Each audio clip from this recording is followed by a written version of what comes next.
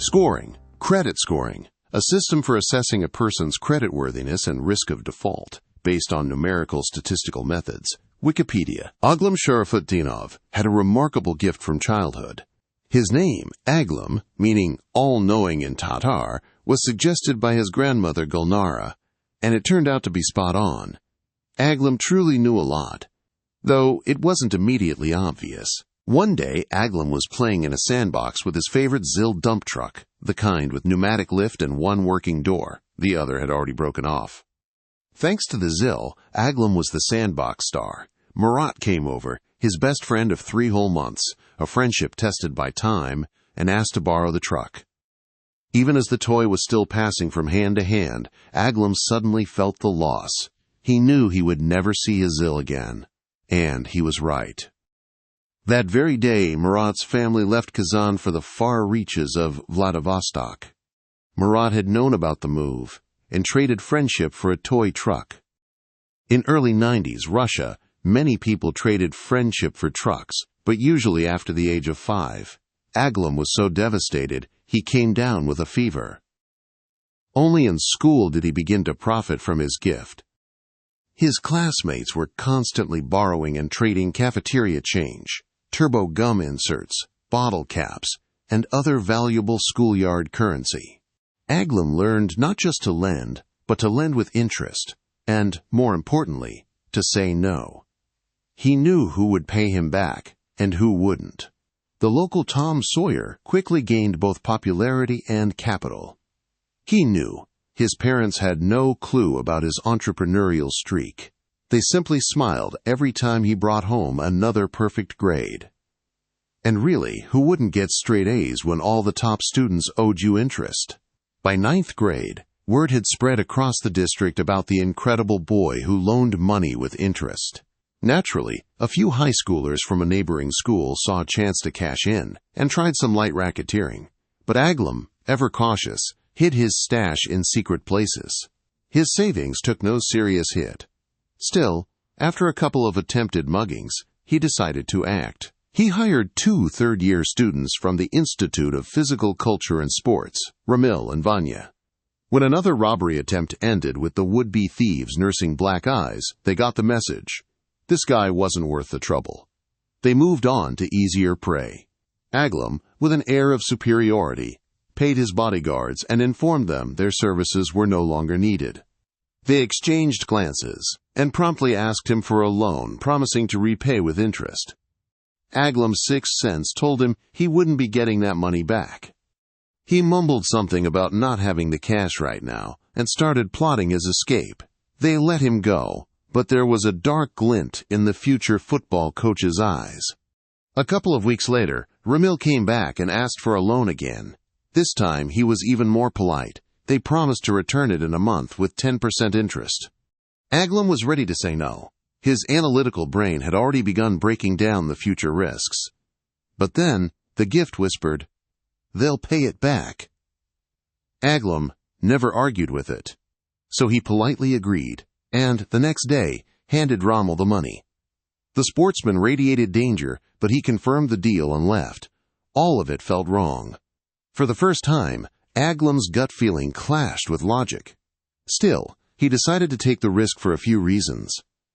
First, though the sum was considerable, it wasn't even a third of his savings, and he was curious to test the limits of his sixth sense. Second, as with all things mystical, it's not wise to rely on pure logic alone. Aglam had an almost superstitious fear that if he betrayed his gift, it would leave him. A month later, Ramil returned and said he'd bring the money to the empty lot behind the school in 2 hours. When Aglam reasonably asked why not just give it now, Ramil shrugged his broad shoulders and walked away, cock away. The whole situation stank. If Aglam had been using his nose, he might have passed out from the stench. Still, his sixth sense insisted. You'll get the money back. Technically, he didn't have to go. But when the hairs on your neck stand up, and your instincts scream danger, the smart move is to run. Curiosity, and, truth be told, greed, won out. 2 hours later, Aglam approached the lot on shaky legs. Autumn twilight had descended on Kazan. A light drizzle was falling. The athletic silhouettes of 4 men, Vanya, Ramil, and 2 others, were clearly visible. Compared to them, scrawny little Aglam looked like a chick among wolves. "Salam, Aglam," Ramil smirked. "So you did come for your money." "I never doubted you, man of your word," he added, trying to flatter him. Aglam felt uneasy. All good," Ramil nodded, pulling out his wallet. "Here, 5,000 rubles and 500 more, just like we agreed." "Thanks," said the young loan shark, voice trembling slightly. The money went into his pocket. His 6th sense had come through again. That was comforting, but the atmosphere was still tense. "Well, I'll be going now," Aglam said, backing away awkwardly. The hefty sum warmed his pocket. The jocks from the Sports Institute slowly began circling around him. "Wait, brother. Here's the thing. We urgently need to borrow 5,500 rubles. We're short on beer money. Lend us some?" And that's when Aglam understood everything. These devils had read him like an open book. They knew that unless they sincerely intended to return the loan, there'd be no gain. Of course, that didn't stop them from taking the money afterward. He felt both furious and terrified, but emotions could wait. Right now, he needed to save his own skin. Looking around, the boy realized he was surrounded. No way out. Not that running would have helped anyway. These oversized goons would have caught him even if he had a 2-kilometer head start. "So what's the holdup, Aglam?" Vanya's deep voice rumbled. "Should we stand here all day? And what if I say no?" Aglam asked quickly, instinctively ducking his head between his shoulders. Honestly, it was a stupid question. But Ramil, who clearly had full control of the situation, didn't seem angry. "You know," Ramil said in a strangely cheerful tone, "at uni they gave us a lecture on economics. They told us about something called scoring. You know what that is?" "No, never heard of it," Aglam replied. "It's like a thing where you rate the chances someone won't pay back a loan." He grinned. "So now look at us, and score the risk of us not paying you back." Aglam had already done that math, and made up his mind. What amazed him wasn't that these guys didn't grasp the idea. It was that, by their own logic, he shouldn't have lent them money in the first place. But now the only question left was, should he insult them while handing over the money, or just keep it polite? He quickly calculated that risk too. "All right, guys," Aglam said with a forced smile. "I get it. You're thirsty. Desperate times. Here you go." "Smart kid," Vanya chuckled, patting Aglam on the cheek. "You'll go far." The muscle-bound thugs relaxed and strolled off into the sunset. "Just curious," Aglam called after them, "when should I expect the repayment?" "Eventually, bro. Eventually," Ramil purred over his shoulder. Aglam sat down on a log at the edge of the abandoned lot and let out a loud sigh.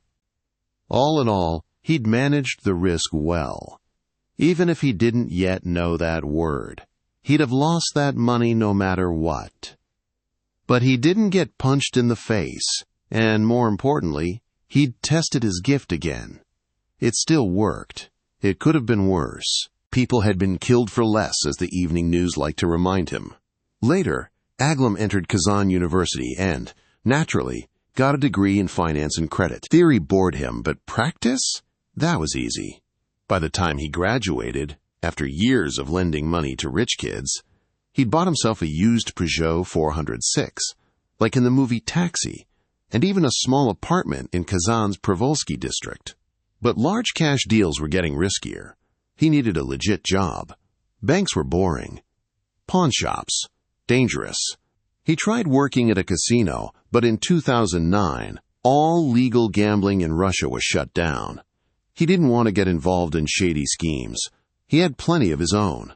So he turned back to banking. First, he worked for 6 months as an operations specialist at one of Kazan's biggest banks. Then he took a professional development course and applied for a position in the personal credit scoring department. And that's when things really took off.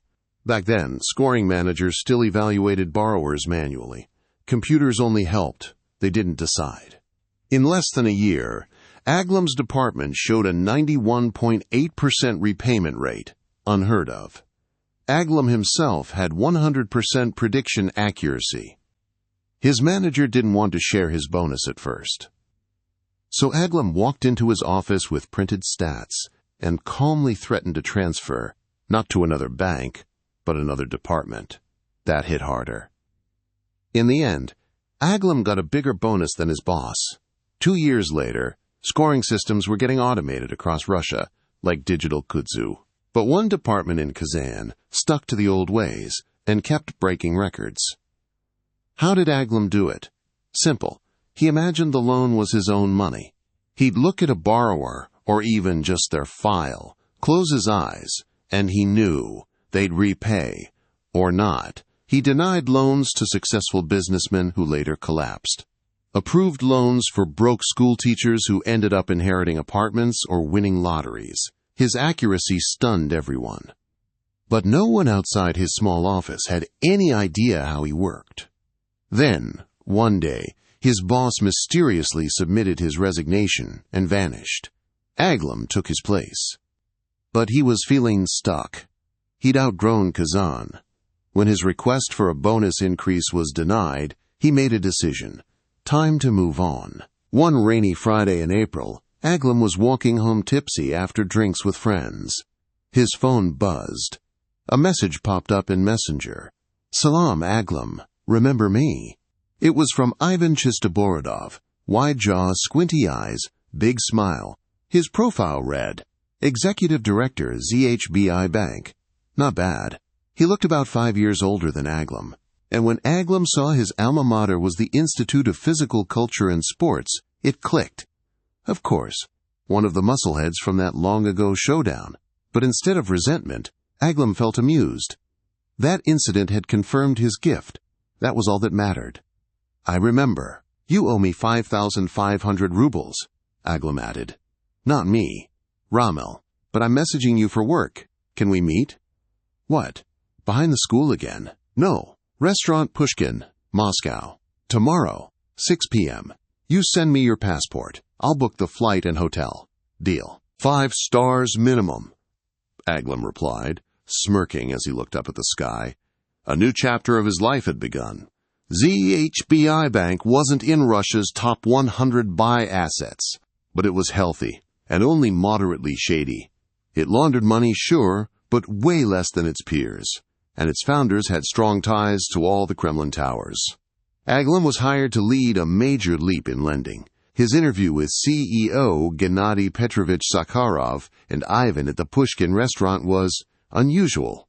Turns out the bank had a unique recruitment strategy. Every 6 months, the CEO and head analyst scanned financial reports across the industry, looking for outliers. If one person was behind the numbers, they offered triple the market salary and hired them instantly. Loan instantly. That's how Aglam learned where his old boss had disappeared to. Ivan had randomly seen Aglam's file in the CEO's office and shouted, "Hey, I know this guy. He's a frickin' finance genius." After some polite compliments, Aglam was given a test assignment. 25 folders with data on borrowers whose next payment was due in a week. Predict who will pay on time. Aglam glanced through them out of courtesy, but he already knew. 18 would pay on time. 5 would pay late. 1, a guy named Fedotov with a Spanish first name, would pay for a few years, then suddenly default. And one reliable client would never pay again. Sakharov looked at Aglam's predictions and smirked. "No way our analytics team missed this twice, so you're the reason for that Kazan department's success." He leaned in. "But you're clearly not using statistical models, are you?" "Let's talk in a week," Aglam replied. "For now, go ahead and write the offer." 3 days later, the offer came. And it exceeded all of Aglam Sharafutdinov's wildest expectations. In addition to a hefty salary, he was offered the position of head of the scoring department and quarterly bonuses as a percentage of recovered loans. He was also asked to take on the analysis of corporate borrowers' liabilities, which he gladly accepted. Within just a few years, Aglam had propelled the bank into the top 50 and later into the top 30 by capitalization. Several competitors tried to lure him away. But Sakharov continuously improved his terms, realizing that with an employee like Aglam, the prospects were limitless. Eventually, the security service started a rumor. The bank owed its incredible success not to Aglam, who was merely a front, but to a cutting-edge loan approval algorithm. From that point, competitors hunted the algorithm in vain. Aglam's life slowly turned into a dream. He was doing what he loved, without overexerting himself. His modest apartment in Kazan became a penthouse on Ostazhenka, and his used Peugeot was replaced with an even older, but significantly more expensive, 1969 Chevrolet Camaro. One unremarkable July morning, Sharafuddinov pulled up to the bank, greeted the security guards, gave a polite nod to the secretary, and entered his office. On the table was a cup of coffee, prepared the moment the yellow and black face of his car entered the underground parking lot. Exhaling loudly, Aglam collapsed into his chair and turned on the vibromassage. He'd been gaining weight rapidly lately, and it bothered him. His cushy job didn't take much time. He never started a family, so nearly every day after 4 p.m., he would leave the office and spend the rest of his time indulging in drinks with fellow bankers. He quickly skimmed several short-term credit applications, approved almost all of them. The country was booming, people had money and bright prospects. Aglam ordered another coffee and stared uneasily at the edge of his massive desk covered in green baize. His father had loved such desks. It felt like a tribute to his memory. On the desk were folders filled with long-term loan applications, 10 years and beyond. Management had long asked him to deal with them, but he kept putting it off. His gift required effort. The larger the loan amount and the more frequently he used his ability, the more energy it drained. He had discovered this only at ZHB and the bank. At his previous job, he approved small loans and was younger and more energetic. Pacing around the office, doing breathing exercises and sipping his second coffee, Aglam finally made up his mind. With a confident motion, he pulled out the first folder. It was a well-known Moscow developer. He closed his eyes and was disappointed to see they would make timely payments until September 15th, 8 years from now, when they'd go bankrupt. Let the planning department crunch the numbers. It still might be profitable to lend them the money. His job was to say what would happen and when. The rest wasn't his concern. The second folder, a chain of barbershops. Default in a year and a half. Dead end. The third, an investment firm. Early repayment in 3 years. Excellent. Approved. The fourth, a concrete factory. Again, defaults begin in 8 years. Same as the developer. Aglam smirked. He had long realized that his gift let him predict the onset of economic and sectoral crises. Construction was in trouble. A housing bubble, maybe. Aglam marked his calendar. Sell all real estate in 7 years before prices crash. The fifth and final folder for the day. A Russian fintech company, a successful startup from last year that refused buyout offers and chose to grow through loans.